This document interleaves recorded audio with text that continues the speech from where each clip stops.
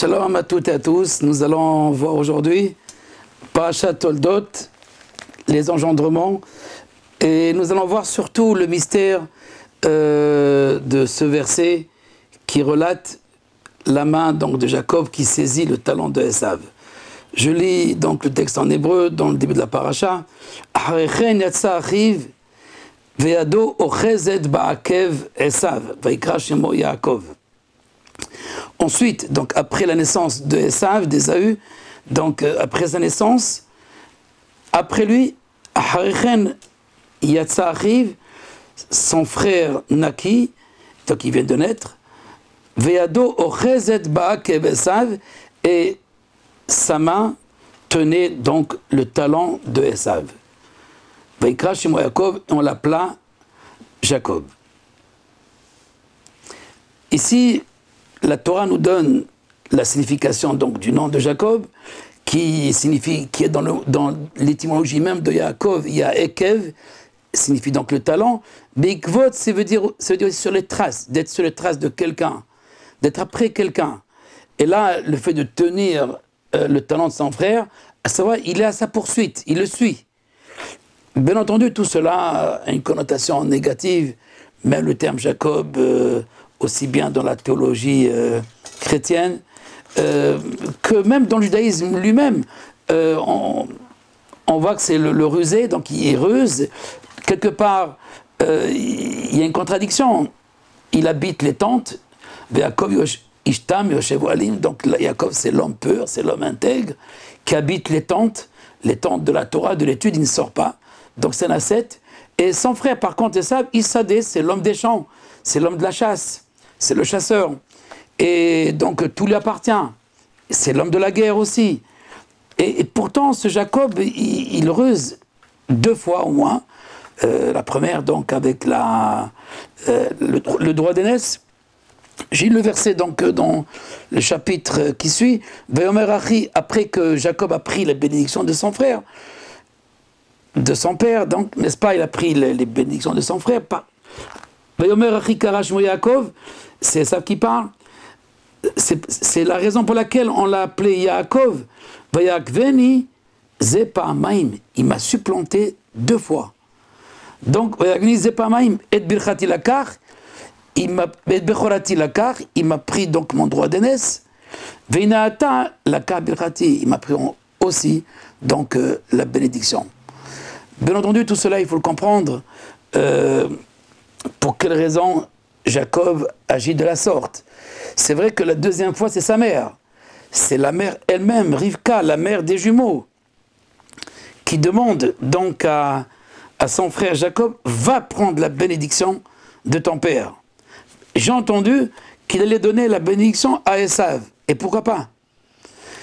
Selon Nachmanide, il est vrai que selon Isaac, Yitzhak voulait donner la bénédiction de la matérialité donc, de ce monde, de la nature, de donner donc la réussite de tout ce qui concerne la nature, donc ce monde, à Esav, puisque c'est un homme des champs, c'est un homme qui habite, donc il est sur le terrain, et donc à lui revient cette bénédiction donc, du terrain, des champs, donc des fruits de la terre, et donner la bénédiction du ciel, c'est-à-dire l'aspect spirituel de le donner à Yaakov. Donc, pour Nachmanide, l'intention d'Isaac était de séparer. De séparer de toutes les façons. Ils sont séparés déjà depuis le début. Rivka, elle le sait déjà par la prophétie. Dieu lui dit, ou l'ange, Dieu lui dit que tu auras deux enfants, ils vont se séparer. Bon, cette séparation, aujourd'hui, donc, qui correspond donc à ce Esav, c'est le monde chrétien. Et le peuple juif, cette séparation, elle commence déjà dans le ventre. Bani Bekirba. Ils ne sont pas d'accord déjà dans le ventre. Pourtant, il y a un commentaire donc, du Midrash que Rashi lui-même nous rapporte à propos de deux goïms, de deux peuples. Ce sera deux princes. Tu auras deux princes. Il s'agit de Rabbi et de Antoninos.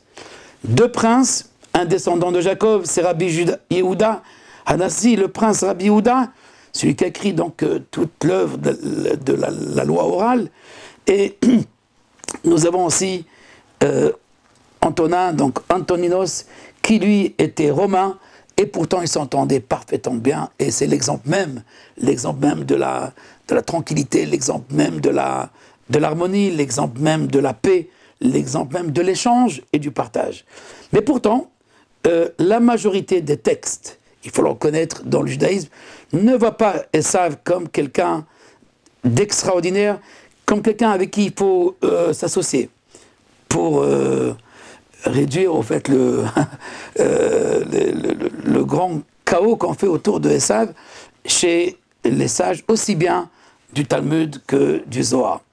On va lire un enseignement dans du Zohar à propos donc, de qu'est-ce que fait Jacob au moment où il saisit le talent de son frère. Je reprends le verset.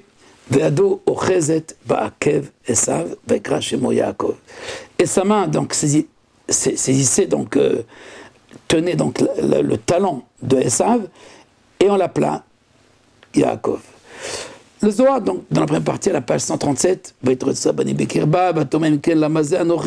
lorsqu'elle a vu donc cette dispute, cette confrontation des bébés dans le ventre, bon, c'était très allégorique, mais le texte le dit clairement, va être dessous. Donc il y a une dispute, il y a une confrontation déjà dans le ventre. Le Zohar pose la question, comme dans le Midrash, où elle est allée, Rivka? Est allée chercher. Et chercher la réponse. Bébet Midrasho chez Shem Vaever est allé dans un centre d'études Shem Vaever. Shem Vaever, donc c'est des personnages de très grands mystiques, de très haut niveau spirituel. Et c'est dans cette école où on va trouver la réponse. On lui a dit tout simplement, voilà, c'est la guerre entre deux peuples. La confrontation entre Esav et Yaakov. Et Esav est en train de se disputer avec Yaakov. Il veut donc même Esav écraser le cerveau, le crâne de Jacob. Donc ils se disputaient et se sont séparés. Tachazé, viens voir le sens donc mystérieux de cette dispute. Sitra de Rochev Nachash Veda Sitra de Rochev al Karsaya. Au fait, un chevauche un serpent, c'est Esav, c'est le Nachash, et l'autre, Jacob, lui, Rochev al Karsaya, il chevauche, ou il est assis, ou il prend place sur le kissé. Donc il s'agit donc du trône divin. Shlemata Kadisha. Le Zohar voit Esav comme le serpent. Mais disons-le tout de suite, il y a un aspect exceptionnel chez le serpent. Le serpent, c'est pas seulement le malin. Le serpent, c'est pas seulement le rusé. C'est aussi l'intelligent. Parce qu'il y a une science de la nature qui, au fait, s'identifie au Nachash. Le Nachash, il faut oublier donc les agadotes ou même les différentes histoires de ce serpent. Donc on le voit très mal, le serpent. Mais si on lit bien le Zohar, et même dans le Midrash, pour ne rapporter qu'un enseignement, après la faute d'Adam, n'est-ce pas, avec la tentation du Nachash, si vous voulez, nos maîtres disent dans le Midrash, dans un Midrash, Chaval aloto shamash, c'est dommage pour ce serviteur, c'est dommage pour cet outil. Cet outil qui va se dégrader maintenant. Le Nachash est un outil merveilleux, est un serviteur exemplaire, exceptionnel pour l'homme. Mais là, c'est lui qui règne. Quand c'est le Nachash qui règne, alors c'est la détérioration de tout. Le Nachash connaît très bien la nature, il connaît tout ce qui se passe dans ce monde. Et donc il invite l'homme à connaître le monde. Vitem keloim, parce que le Nachash est fabriqué, je dirais, presque de la peau ou de la chair même de Etzadat. Il est le Etzadat lui-même. C'est l'esprit même du Da'at. C'est l'esprit même de la logique de la nature. C'est la logique avec laquelle la nature a été créé avec ce Elohim de la nature. Donc il connaît très bien Elohim. Il ne connaît pas le tétragramme, il ne connaît pas Yudke Bavke, il ne connaît pas le transcendant, mais il connaît ce qui anime la nature. Alors il nous dit, au fait, le Nachash dit à Adam, il dit à l'humanité, si vous comprenez bien comment fonctionne la machine, comment fonctionne la nature, alors vous allez dominer cette nature, vous allez être les maîtres de la nature, vous allez faire ce que vous voulez de cette nature. Vous allez voler, vous allez faire des avions, vous allez faire... Vous n'allez pas attendre la pluie, s'il n'y a pas de pluie, vous n'allez pas pleurer, vous pouvez amener de l'eau. Donc, il veut amener l'homme à ne pas se soumettre à la voie donc, de Etzachaim, de la prophétie, à la voie donc de l'intellect agent, et il veut l'amener donc à la voie de l'expérience, à la voie de l'intuition, à la voie de l'initiative personnelle. C'est ça le Nachash. Le Nachash, c'est la liberté. C'est les droits de l'homme, le Nachash. Et donc voilà, c'est ça Esav. Il faut le voir de cette manière-là. Il ne faut pas le voir comme quelqu'un, un voyou, etc. Non, il a des bonnes raisons. Il a des bonnes raisons pour c'est vrai que il convoite la femme de Adam, il convoite Rava, selon les textes. Non pas dans la Bible, mais dans les Midrashim, etc. Et aussi dans... toutes les théologies, on rapporte cette convoitise du Nachash pour Ève.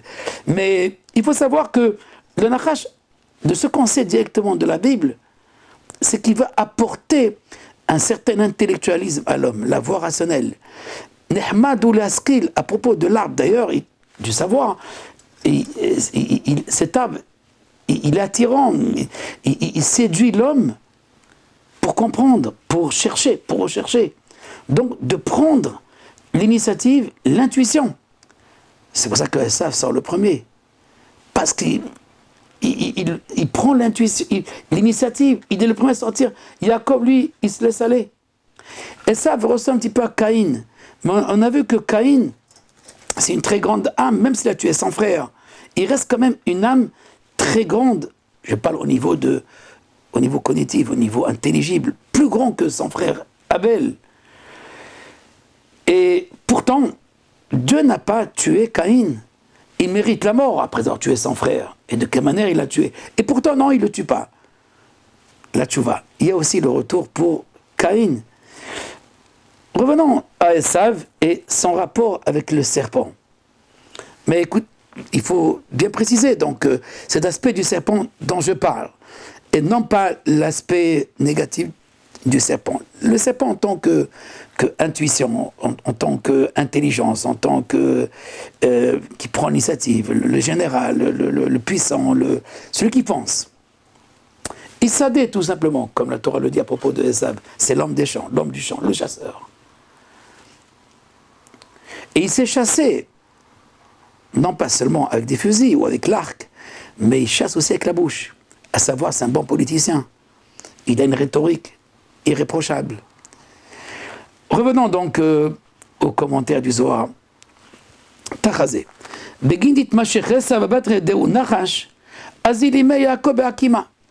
Le Zohar nous dit, puisque Esav est allé dans la voie de l'expérience personnelle, de la voie du serpent, de la voie donc de la ruse, alors, de l'intelligence tout simplement. Parce que dans la Torah, Arum, c'est aussi Hacham, c'est aussi, pas un sage, mais un homme intelligent. La ruse, c'est aussi l'intelligence en rhétorique, n'est-ce pas? Azil, Imei, Yaakov, Akima. Puisque Esav va dans le chemin du serpent, alors, dans ce cas-là, Yaakov va aller avec lui aussi d'une manière tortueuse. C'est extraordinaire. Voici l'homme pur, Jacob, la Torah dit, Jacob Ishtam, un homme presque, on va dire naïf. En fait, c'est pas naïf, c'est un homme pur, un cœur pur. Il n'est pas rusé. Et pourtant, Jacob, il se comporte. Oui, parce que le sage des sages, le roi Salomon a dit, Imchaset Itrasad, avec un homme pieux, soit aussi pieux. Mais avec un serpent, soit aussi un renard aussi. Soit aussi tortueux avec lui. À savoir, il ne s'agit pas de faire le naïf avec ceux qui ne sont pas naïfs. Il ne faut pas être naïf avec les gens qui ne sont pas purs. Il faut donc marcher aussi dans la voie comme lui il marche, il ne faut pas se laisser aller. Donc Yaakov, même si par sa nature est un homme naïf, c'est vrai qu'il va les prendre, il va faire le stage chez le plus grand rusé du monde, chez Lavan, chez le frère de Rivka, chez son oncle. Donc il fait le stage dans un monde du travail, dans le monde où on trompe tout. On lui donne une femme à la place d'une autre, etc. Et dans le travail, c'est la même chose. On connaît Lavan, le rusé.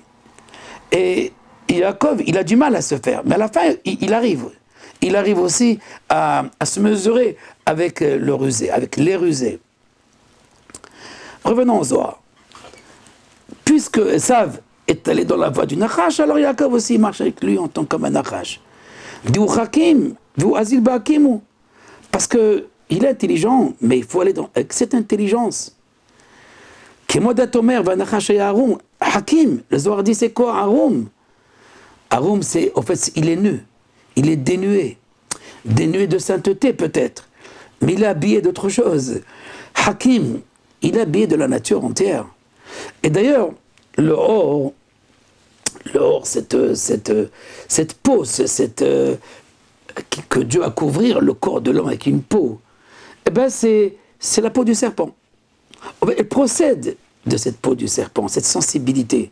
La peau du serpent, il la possède parce que c'est cette sensibilité qui procède aussi du Etzedarat, puisque le corps de l'homme, si au début il était fabriqué de zariel, de l'éclat, et bien maintenant il va être opaque et il va enfermer l'âme divine. Et parce que ce corps, il va être habillé. On n'a plus le corps primordial. On a maintenant un corps qui est seulement l'habit du corps. Ça, c'est l'habit du corps. L'habit du corps, c'est-à-dire, en fait, c'est quelque chose qui nous rend sensibles à tout à quelqu'un qui nous touche, nos yeux, à ce qu'on voit, ce qu'on pressent, etc., nos oreilles. Donc, c'est nos contacteurs, et c'est notre radar, c'est toute une machine qui résonne, comme j'expliquais, qui réfléchit. Attention, le corps, ce n'est pas une pomme de terre. Et même la pomme de terre, elle réfléchit, elle a son degré, donc minéral ou végétal, etc., qui a aussi un degré aussi que la nature lui donne. Le Nachash propose d'aller vers cette intelligence, mais c'est une voie qui est tortueuse, c'est une voie qui n'est pas droite. Pourquoi elle est tortueuse? Parce qu'au fait, elle est dans ce qu'on appelle la comparativité. Donc on compare. On apprend une chose par une autre. On apprend une chose, on voit et on apprend. Et on écoute, on entend et on apprend et on fait. Donc c'est la voie de l'expérience. C'est la voie de l'expérience. C'est comme toutes les sciences. Les sciences sont basées sur la voie expérimentale de ce que nous allons expérimenter. Et pourquoi pas? Non, cette chokhma, cette intelligence, c'est celle du serpent.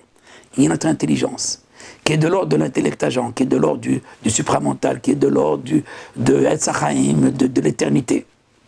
Et qui n'est pas donc de l'ordre de la temporalité, une chose, par rapport à une chose qui va venir.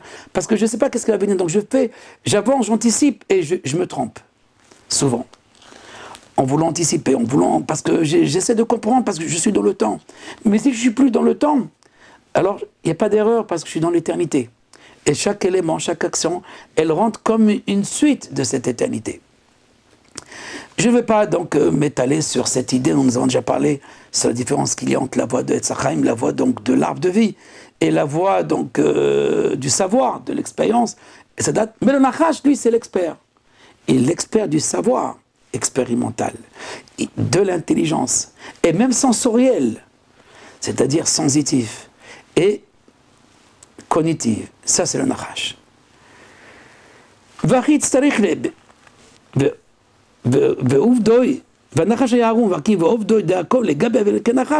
Et les actions de Jacob vont aller aussi dans cette voie du Nachash, de ce chasseur. Parce que ça, il s'attrapait. Il s'attrapait quelqu'un par les mots aussi.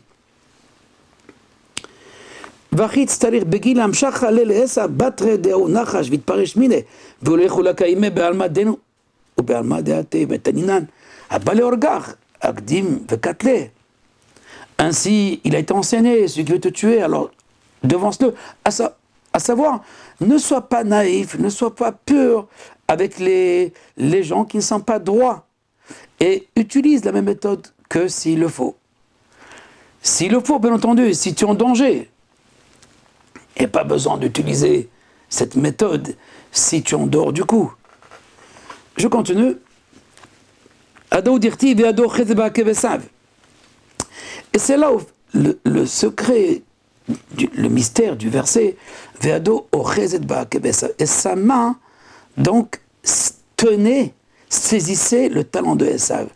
Au fait, c'est aller sur les traces de Esav. Aller sur les traces de Esav. Aller dans sa voie aussi. Aller dans sa voie. Deshavé ado al ekev l'arpayele. D'abord, pour au fait le soumettre à ta voix, à toi.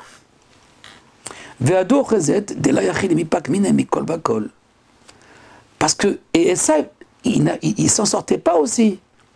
Rappelons que quelques années plus tard, on a affaire à un grand Jacob déjà très âgé, et il se dispute aussi avec un ange, l'ange de Esav, toute la nuit. Et là aussi, l'ange, il voit qu'il n'arrive pas à l'abattre. Cet ange, cet esprit, c'est aussi l'esprit de Esav, c'est l'esprit du narrage. C'est le pouvoir de la nature.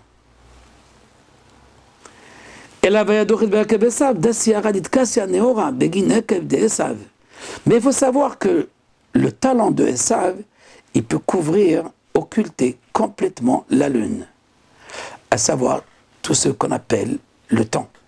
Parce que la lune est liée justement à ce qu'on appelle les itim, les moments, les temps, les différentes vicissitudes du temps. C'est les itim dont le roi Salomon a parlé dans l'Ecclésiaste. Un temps pour vivre, un temps pour mourir. Donc tous les changements qui sont dans l'ordre de la temporalité sont liés à Esav. Il occulte tout. C'est la raison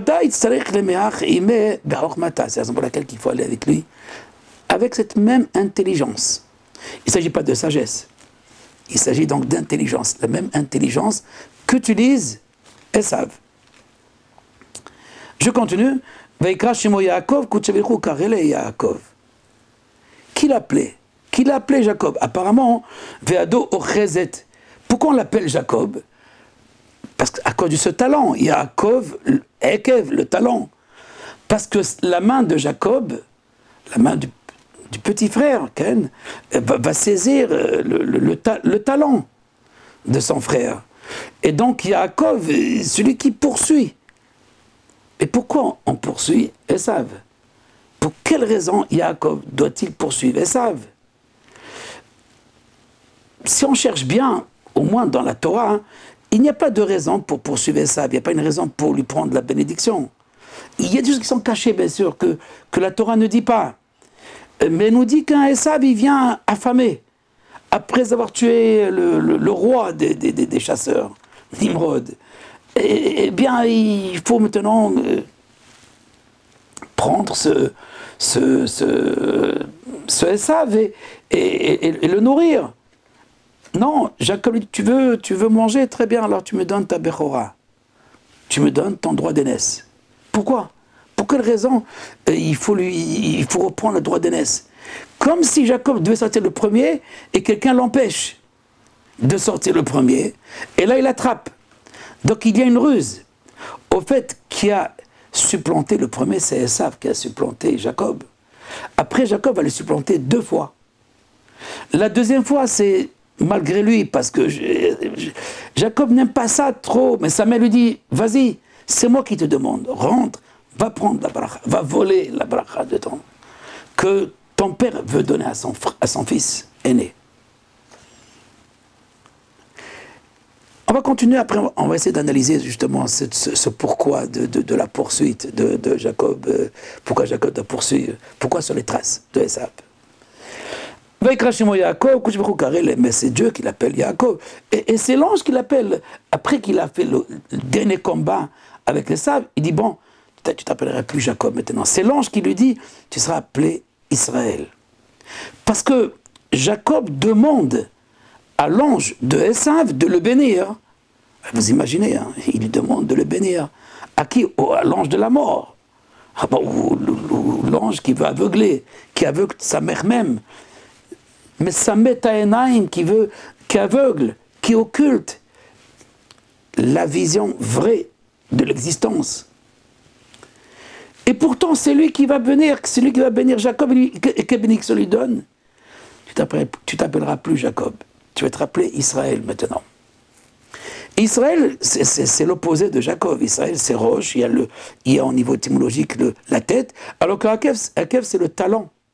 C'est en bas. En bas, tout à fait, en bas, dans le talon, l'insensible, sur les traces des autres. Et là, la tête, c'est le sensible, c'est le contraire. Israël, c'est le contraire de Yaakov. Ce sont, si on décrypte ou plutôt on déchiffre, si vous voulez, le nom de Israël, il y a dans Israël l'Irosh, Israël, Alabeb, Pachatrila, il y a ce l'Irosh, il y a ma tête. C'est ma tête. ויקרא שמו יעקב, קודש ברוך הוא קרא ליעקב, תחזה אחי קרא שמו יעקב, נקרא שמו לא כתיב אלא קרא שמו.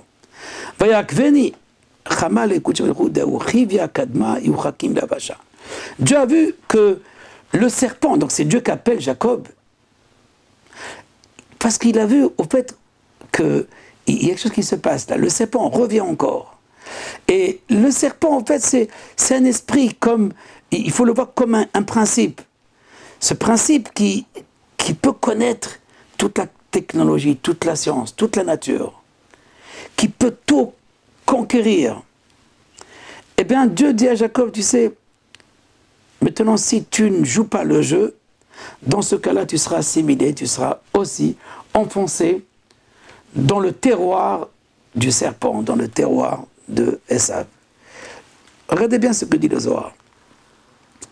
כיוון דעתה יעקב אמר וודאי חכים לקיבלה ובגין כך קרא ליעקב והוקימנה וכל עתה ויקרא סתם דגה בתרא כמודרתי ויקרא למשה. Donc c'est la présence divine, c'est Hachem qui l'appelle donc Yaakov. Et même si Yaakov a une connotation négative, mais en fait c'est temporaire. Yaakov avait Yada de Esav Aveleh. Les Dabka Bechivia Kima. Donc Yaakov sait que Esav est investi de la ruse de la nature, ou je dirais, avec un mot positif plutôt, de l'intelligence de la nature. Et il faut y aller maintenant prendre, il faut aller prendre de ce talent quelque chose.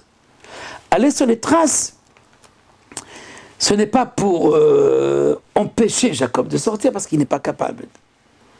Parce que de toute façon, c'est le premier, il va sortir le premier Esav.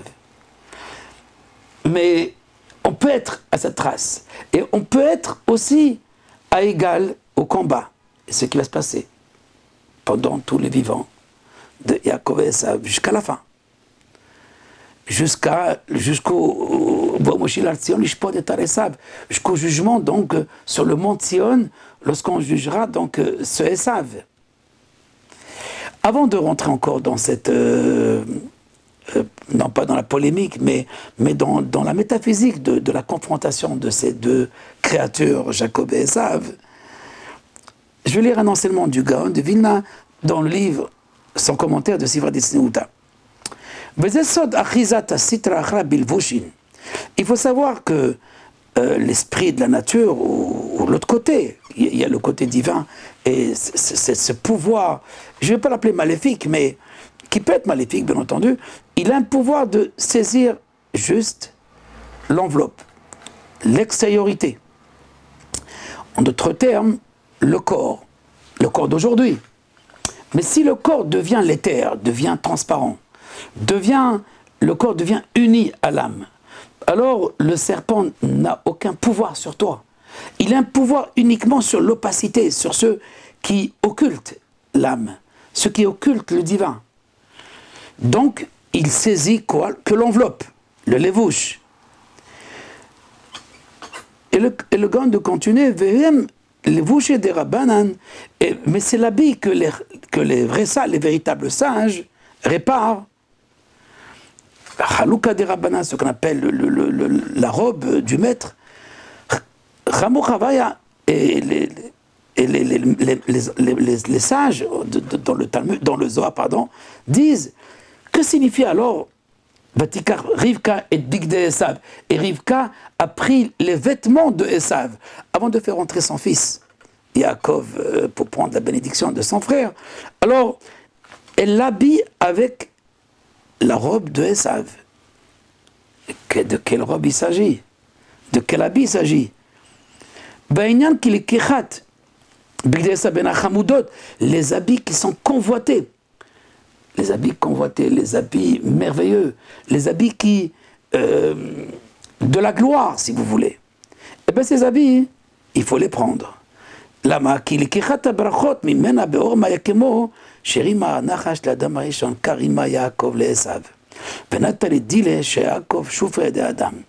et le grand divin explique le Zohar, en vérité, il s'agit au fait d'un grand tikkun. Yaakov, c'est le tikkun de Adam.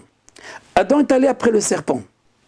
Adam est tombé selon l'expérience, selon l'initiative personnelle, selon la voie du rationnel, le bien et le mal. Il ne va pas dans la voie de la prophétie, la voie du sage, où il y a la voie, ce qu'on appelle de l'unité. Il est dans la voie de la dualité. On comprend une chose par l'autre. C'est ça la voie donc du savoir, de l'expérience. Et c'est ça aussi l'habit. Et c'est ça le mechmal, parce qu'on aime bien la logique. Tout le monde bien la logique. Et tout le monde se confronte, et peut bien se confronter au niveau de la logique. La logique humaine, c'est Esav. Le traité de la logique, c'est le serpent. Le serpent, c'est pas maléfique, ne croyez pas. Le serpent, c'est le savoir du monde. Parce que sans le mal, on ne comprend pas le bien. S'il n'y a pas de ténèbres, il n'y a pas de lumière. En vérité, il y a une voie que de lumière sans les ténèbres. Mais on ne la connaît pas, cette voie. Ou on l'a ratée, cette voie. C'est la véritable voie, c'est la voie de l'unité. Mais la voie que Esav, que le serpent propose, c'est la voie de l'intelligence. C'est comprendre une chose par son contraire. S'il y a une trace, c'est quelqu'un, il est passé par là. Donc il se trouve maintenant de l'autre côté. Et donc tu comprends l'Est par l'Ouest. Tu comprends le Sud par le Nord. Une chose par son contraire. Si quelqu'un n'a pas faim, alors comment il peut être rassasié? Si quelqu'un n'a pas d'envie, comment il peut être satisfait? S'il n'y a pas le manque, comment il peut être comblé? Etc., etc. Donc cette voie de dualité, c'est la voie tortueuse. C'est la voie cognitive, effectivement, c'est la voie de l'expérience, d'une chose par son contraire. Mais comme je disais, il y a une autre voie, la voie donc de l'unité, la voie donc de la sagesse, la voie de Etz Chaim. Le Gaon de Vilna veut nous expliquer un enseignement très profond que de la même manière que le Nachash a trompé l'homme, Yaakov a trompé Esav. C'est aussi clair que ça. Il ne faut pas avoir honte de le dire. Le Nachash a trompé l'homme. Le Nachash a amené l'homme dans son territoire, dans ce monde. L'homme, Adam, est expulsé du Gan, du jardin. Il est renvoyé. Il est dans ce monde maintenant, c'est fini. Il est dans le monde de la temporalité. Il est dans les vicissitudes du temps. Il est dans cet habit. Il est dans cette confrontation de tous les jours. Et donc il veut anticiper. Il veut se protéger, etc., etc. Mais il y avait une voie, notre voie, bien sûr, qui était meilleure, qui est celle d'habiter chez Dieu directement. C'est l'Etz Chaim. C'est le Gan. Le Gan continue et dit, au fait, Yaakov, lui, répare Adam quelque part. Il fait la réparation d'Adam Arishon. La réparation d'Adam Arishon, c'est au fait, c'est prendre le serpent et le faire entrer. Et maintenant, il peut prendre... Qu'est-ce qu'il dit Yaakov à son père quand il vient prendre les bénédictions? Qu'est-ce qu'il dit? Ani, Esav Becholcha, je suis Esav, ton premier-né. Je suis Esav. Yaakov prend la place de Esav. Mais il ne prend pas la place de Esav. Il rentre dans cette dimension de Esav. Le Bilam aussi a parlé de ça, de Edom Yeresha, Yeresha Seir, mais Israël Osechaïl, que Israël hérite de Esav. Le Rizal, un des grands maîtres, des plus grands maîtres de la Kabbale, nous dit que c'est quoi ce Ekev quand on dit que Jacob tient le talent Ekev? C'est Rabbi Akiva. On va prendre un converti, c'est que Jacob va prendre une âme de Esav qui s'appelle Ekev, Akiva. Akiva aussi le Ekev, c'est le talent aussi. Akiva aussi c'est le rusé. Mais le rusé où? Dans l'étude, dans l'enseignement. C'est dans le comparatif, dans comparer les textes, comparer les mots, comparer les phrases, l'analyse, la casuistique, le pile-poule. Mais c'est Esav le grand pile-pouliste. C'est Esav qui est donc l'intelligence la plus experte dans ce monde. D'ailleurs, la Torah le dit, Saïd Bepiv, il est expert dans le pile-poule. C'est pas Israël qui est expert dans le pile-poule, c'est Esav qui est expert. Et il faut prendre cette expertise. Il faut apprendre chez Laban aussi le raisonnement. Il faut apprendre la rationalité, le rationalisme, mais pour le faire entrer dans la sainteté, dans la sagesse. À savoir, il ne faut pas se déconnecter du raisonnement. Il faut prendre l'habit aussi de Esav. Il faut prendre aussi la voix de Esav, avec un E, mais garder la voix avec X de Jacob. Hakol kol Yaakov. Mais il faut prendre les mains de Esav. Les mains du travail, les mains qui fabriquent. Pas rester planté sans rien faire. Il faut aller agir. Donc, en d'autres termes, prendre l'initiative aussi. Oui, mais avant de prendre l'initiative, il faut dire que Dieu soit avec nos mains, que Dieu soit avec nos actions, qu'on ne se trompe pas. C'est pas ma main qui a fait sortir le fruit. C'est pas mon œuvre, c'est pas parce que j'ai labouré la terre que je vais obtenir le fruit de la terre. En d'autres termes, c'est pas le rationalisme. C'est pas mon intelligence qui a fait cela. Mes mains, comme le rationalisme, comme mon intelligence, sont un outil merveilleux aussi. Pour nous rendre la vie agréable, c'est vrai. Parce que l'homme, il est dans cette séduction de l'agréable. Et il n'a pas de choix, maintenant il est dans ce monde, il ne vit pas au paradis. Alors il faut savoir utiliser cette voie. Utiliser cette voie, mais sans pour cela voler, sans pour cela tricher. Utiliser la voie, mais plutôt du raisonnement. La voie du raisonnement, tout en restant dans la droiture, tout en restant un homme pur. C'est vrai qu'on a l'impression que nous avons affaire à une dualité dans la vie de Jacob. D'une part, c'est le Tam, c'est l'homme pur, c'est intègre, il est dans la tente, Yoshev Ohalim, il habite les tentes de la Torah. Et d'autre part, eh ben, cher ami, ne se marie pas cet homme. Cet homme ne connaît pas la séduction, il ne connaît pas ce monde, et donc, et sa mère, elle lui apprend, mon fils, tu vas partir chez Lavan, tu vas faire le stage maintenant de la vie. Et dans ce stage de la vie, tu vas apprendre qu'est-ce que c'est ton corps. Il voit donc une femme, Rachel, ensuite Léa, il se marie avec Rachel et Léa et Rachel. Et pour l'anecdote, qui n'est pas une anecdote, qui est un midrash, mais je l'appelle une anecdote parce que c'est pour nous faire rire un petit peu, quand Léa se lève, quand Jacob se lève le jour de la soirée nuptiale, du mariage, après le mariage avec sa femme, qui devrait être Rachel. Mais voilà, il a rusé encore son oncle, c'est Lavan, c'est le Nachash, il lui a donné Léa, il lui a mis Léa à la place de Rachel.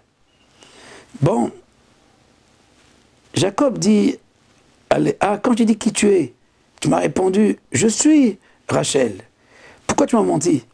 Pourquoi tu m'as dit que je suis Rachel?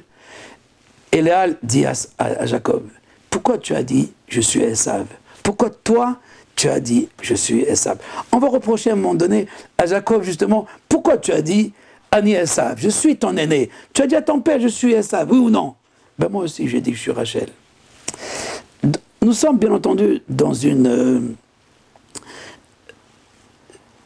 réparation de l'humanité. Il faut voir dans cette confrontation de Jacob et Esav, les jumeaux, et même quelque part aussi avec Ishmaël, Yitzhak et Ishmaël, dans une sorte de confrontation, mais qui est au fait une sorte de bureau. Un bureau veut dire un éclairage, quelque chose qui nous permet d'abord de sélectionner les varères, de sélectionner, de séparer. Mais séparer pour revenir à une union. Il faut donc distinguer les forces qui sont en vue. Mais la force de Esav, si Esav est tout seul, si le rationnel est tout seul, alors c'est un tueur.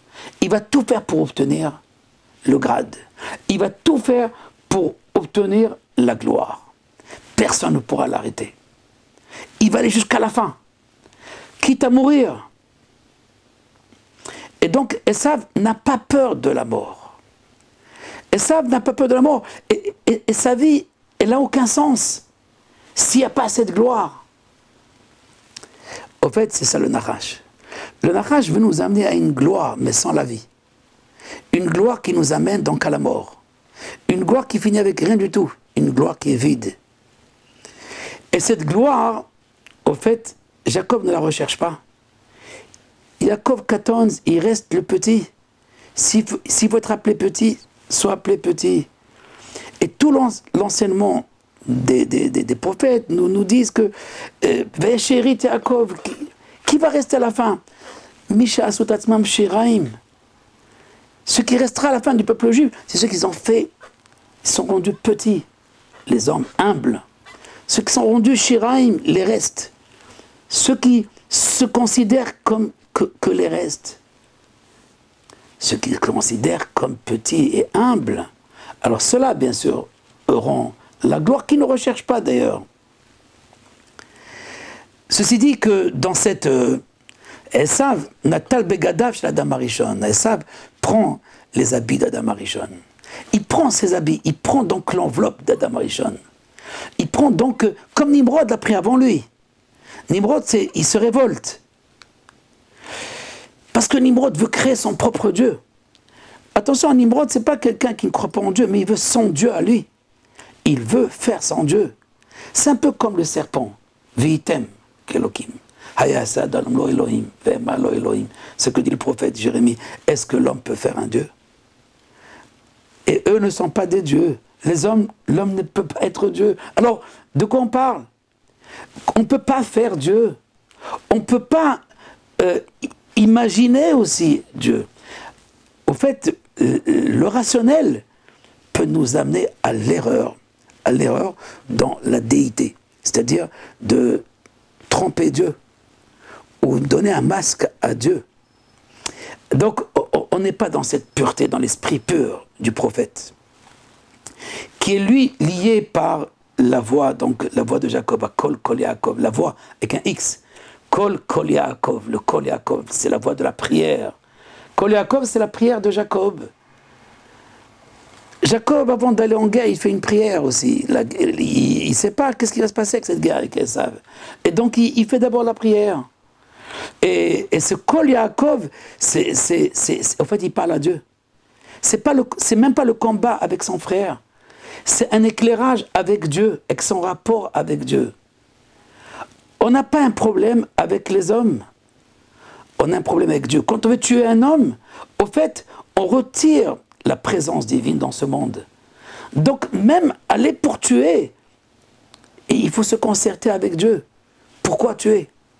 Donc, Jacob, à un moment donné, il n'a pas de choix. C'est la rogue ou la règle. C'est ou tuer ou se faire tuer. Et dans ce cas-là, il ne veut pas arriver à cela, Jacob. Il est dans cette, dans cette ambiguïté, ou plutôt dans ce chaos. Encore une fois, parce que s'habiller des habits d'Adam Arishon, c'est devenir un Caïn. Et un Caïn, c'est un tueur. Si tu passes sa volonté, il te tue. Il ne faut pas arriver à cela. Donc comment Jacob peut arriver à cela? Jacob ne veut pas. La Torah nous dit, si tu sors contre une ville pour lui faire la guerre, demande-lui de faire d'abord la paix. Avant d'aller contre elle, parce qu'elle te dérange, cette ville, demande-lui la paix. Demande-lui la paix avant d'aller en guerre contre elle. La guerre, ce n'est pas un manque de choix, c'est parce qu'il faut survivre. Parce qu'on est dans un monde de tueurs, un monde de Nimrod, de révolter. De révolter contre qui en vérité? Contre Dieu. Ceux qui tuent, c'est qu'ils sont révoltés contre Dieu. Et donc, même le prophète Isaïe dit je ne désire pas la mort du mécréant. Je ne désire pas la mort du mécréant. Je désire qu'il retourne à moi. Dieu ne veut pas tuer Caïn, il veut qu'il retourne à lui. Et même si c'est un assassin, c'est un niveau très très haut d'intelligence. Mais pour pouvoir justement faire maintenant ce jumelage de l'extériorité et de l'intériorité, du rationnel et de la sagesse, du corps et de l'âme dont on parle depuis le début de nos commentaires de la Torah. Alors, oui, le narrage, c'est Shamash, Chavaluto Shamash. Le narrage, c'est quelque chose d'exceptionnel. C'est quelque chose de très... Dans la Kabbalah, je parle. Bien sûr que dans la tradition exotérique, alors le narrage, c'est le malin, c'est le rusé, c'est le tueur, etc. Il ne faut pas le voir comme ça. Il faut le faire entrer. Il faut le faire entrer à l'intérieur. En le faisant rentrer à l'intérieur, alors on l'élève. La casuistique, oui. Mais si c'est seulement la casuistique, dans ce cas-là, tu vas être un truand. C'est ce que dit la Gemara dans ma Masechet Tamid Chachamim. Afal pi erumim bedat osim atzmam kebehemot lefanecha. Les grands érudits, même s'ils sont rusés, de la plus grande ruse, mais ils se rendent comme des bêtes avec toi. À savoir, ils se font bêtes avec toi, avec Dieu. À savoir, il n'y a pas de hokma, en hokma ve'en bina, il n'y a pas de raisonnement, il n'y a pas de pourquoi et pour qui, pourquoi tu as donné à l'un, pourquoi tu as donné à l'autre, il n'y a pas toutes ces questions. Et pourquoi tu m'as fait ceci, pourquoi tu m'as fait cela? Il n'y a pas de combat. Le combat, il est uniquement dans le pile-poule. Il faut arriver uniquement combattre uniquement au niveau du rationnel, au niveau de la parole.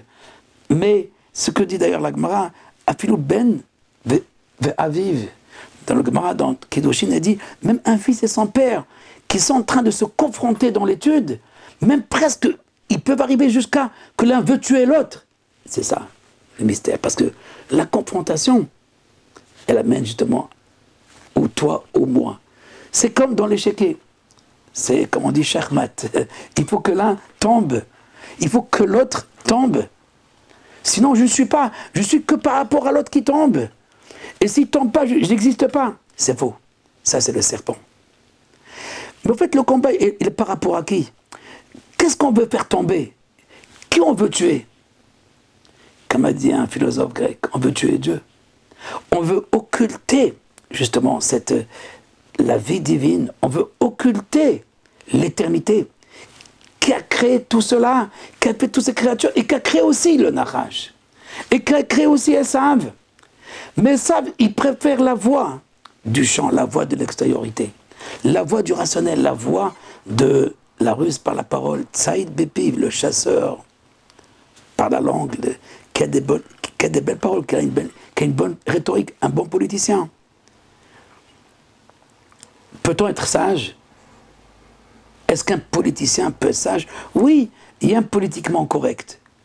Si la politique, c'est uniquement les affaires de la cité, s'occuper de ses frères, s'occuper de sa ville, s'occuper de son pays, de son peuple, bien sûr, c'est louable.